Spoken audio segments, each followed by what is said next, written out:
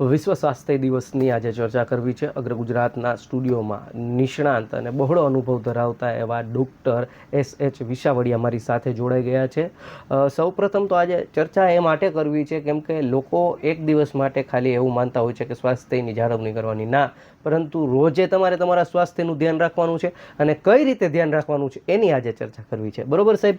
સાહેબ, ખાસ તો વિશ્વ સ્વાસ્થ્ય દિવસ છે તો જે 7મી એપ્રિલ એટલે કે વિશ્વ સ્વાસ્થ્ય દિવસ, એની ઉજવણી સમગ્ર વિશ્વમાં કરવામાં આવે છે. એ માટે કરવામાં આવે છે કે લોકો પોતાના સ્વાસ્થ્ય પ્રત્યે જાગૃત થાય અને પોતાની તંદુરસ્તીને હળવાશથી નથી લેવાની, એ ખાસ જરૂરી છે. એના પ્રત્યે સંપૂર્ણપણે હંમેશા સજાગ રહેવા એ માટે ખાસ આ દિવસે અનુરોધ કરવામાં આવ્યો છે. ભાગદોડવાળી જિંદગીની અંદર અત્યારે લોકોએ રોજિંદા એક્ટિવિટી કઈ કઈ ખરેખર કરવાની જરૂર છે સ્વસ્થ રહેવા? લોકોએ ખરેખર અત્યારની આપણી જે જિંદગી છે, લાઈફસ્ટાઈલ, એ ખૂબ જ ભાગદોડવાળી છે, ખૂબ જ સ્ટ્રેસ અને ટેન્શનવાળી છે. એને પરિણામે ઘણા આપણા શરીર ઉપર અસર થતી જોવા મળે છે. એટલે ખરેખર સામાન્ય લોકોએ પોતાના જીવનની અંદર સવારના અડધી કલાક, સાંજે 20 મિનિટ કે અડધી કલાક વોકિંગ કરવાનું રાખવું જોઈએ. ચાલવું એ સારામાં સારી બેસ્ટ કસરત ગણાય છે. એ ઉપરાંત સમય હોય તો સવારમાં તમે યોગ કરો, પ્રાણાયામ કરો, એ પણ ખાસ જરૂરી છે. જ્યારે અત્યારની આપણે લાઈફસ્ટાઈલમાં બિલકુલ મહત્ત્વ આપવામાં આવ્યું નથી કસરતને. કેમ કે હમણાં અમે એ લોકોએ ઓબ્ઝર્વ કર્યું છે કે આપણા સમાજની અંદર લોકોને શેરીના નાકે પાન ખાવા જવું હોય તો પણ એ સ્કૂટર લઈને જતા હોય છે.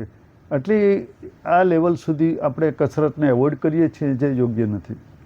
રોજિંદા એક્ટિવિટી કઈ એવી છે કે જે દરેક વર્ગ કરી શકે? આમ સમજો ને કે ગૃહિણી હોય, વર્કિંગ વુમન હોય, બાળક હોય, વર્કિંગ મેન હોય, વૃદ્ધ હોય, શું કહેવું છે?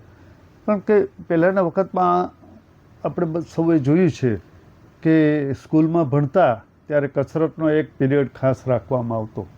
તો એ જે પીટી છે એ એક એવી સામાન્ય કસરત છે કે જેને પરિણામે તમારા આખા શરીરના દરેક સ્નાયુઓ પણ તંદુરસ્ત, એને કસરત મળી રહે છે, તંદુરસ્ત રહે છે, લોહીનું પરિભ્રમણ પણ સરસ થાય છે અને તમારે માનસિક રીતે તમે સ્વસ્થ રહ્યો છો, પ્રફુલ્લિત જણાવો છો આ કસરત પછી. એટલે આ પ્રકારની કસરત કરવી એ ખૂબ જ જરૂરી છે, બહુ ઇઝી છે, તમે ઘરમાં પણ કરી શકો છો. પોષક આહાર, સમતોલ આહાર, આ બંને વસ્તુની વિશેષ મહત્વતા હોય છે. એ શું ખરેખર તો સ્વાસ્થ્યમાં એનો રોલ છે? એટલે ખરેખર સમતોલ આહારમાં શું હોય કે આપણે અત્યારનું જે લાઈફસ્ટાઈલમાં લોકો ફાસ્ટ ફૂડ ખાતા થઈ ગયા છે અને એ ફાસ્ટ ફૂડને પરિણામે શરીરમાં ચરબીનું પ્રમાણ ખૂબ જ વધતું જોવા મળે છે. લોકો મેદસ્વીતા વધતી જાય છે, ઓબેસિટી સમાજના લોકોમાં ખૂબ અત્યારે જોવા મળે છે. તો એ ન થાય એના માટે આપણે સમતોલ આહાર લેવો જોઈએ. એટલે કે કાર્બોહાઈડ્રેટ્સ, ફેટ, પ્રોટીન દરેકનું પ્રમાણમાં આપણે લેવા જોઈએ. એ ઉપરાંત વિટામિન્સ અને મિનરલ્સ જે આપણને શાકભાજી અને ફ્રૂટમાંથી મળી રહે છે. તો આ પ્રકારના દરેક ખોરાકનું જો સેવન સારી રીતે પ્રમાણમાં કરવામાં આવે તો આપણને આ પ્રકારની કોઈ રોગ પરિસ્થિતિ ઉત્પન્ન થતી નથી.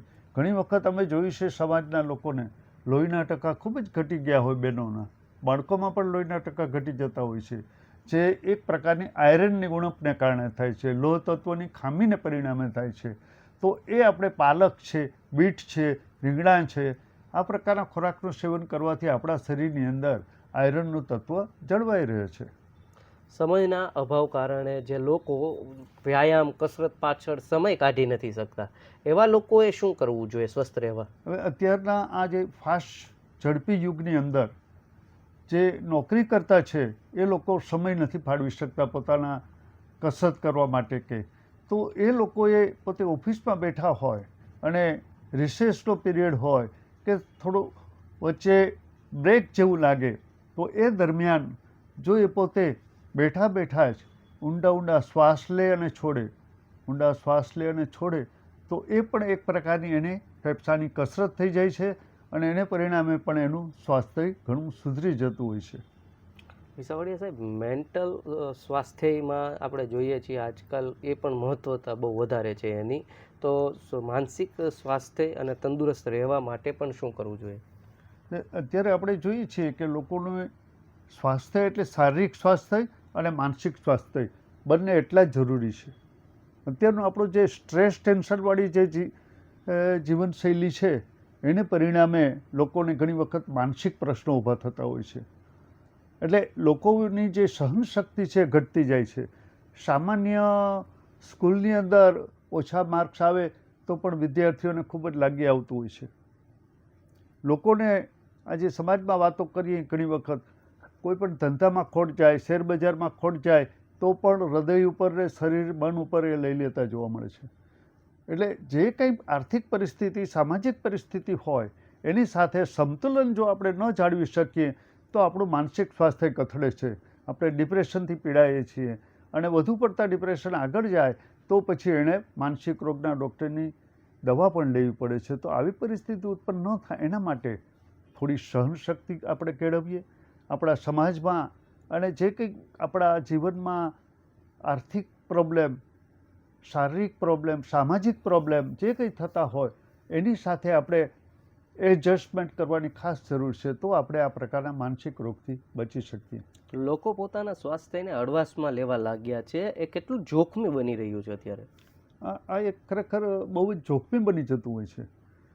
આજે 7મી એપ્રિલ વિશ્વ આરોગ્ય દિવસની ઉજવણી કરવા પાછળ લોકોને સજાગ કરવાનો છે કે તમે તમારી તંદુરસ્તી પ્રત્યે કાળજી લેતા થાઓ, સજાગ બનો, જેથી કરીને આ ઘણી વખત લોકો પોતાના આરોગ્યને હળવાશથી લેતા હોય છે અને એને પરિણામે ભવિષ્યમાં ઘણી મોટી મુશ્કેલીઓ, જોખમો ઊભા થઈ જતા હોય છે.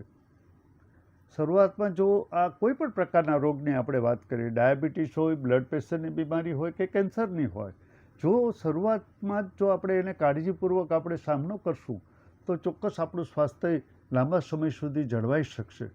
એટલા માટે ક્યારેય પણ આપણી કોઈ પણ તકલીફ હોય, આપણા જે શારીરિક સ્વાસ્થ્યને હળવાશથી લેવું એ એક ખોટી કુટેવ છે. એના માટે આપણે ખરેખર સજાગ રહેવું જોઈએ અને જરૂર પડે ડૉક્ટરની સલાહ લેવી એ પણ ખૂબ જ જરૂરી બની જાય છે. અંતમાં એક મેસેજ શું અમારા દર્શક મિત્રોને આપશો, વ્યુઅર્સને શું મેસેજ આપવા માંગુ છો? કે આજે 7મી એપ્રિલ વિશ્વ આરોગ્ય દિવસ નિમિત્તે હું એક સંદેશો આપવા માગું છું કે જે કંઈ આપણે ખોરાક આજે લઈએ છીએ એ આપણે સમતોલ આહારનું સેવન કરીએ.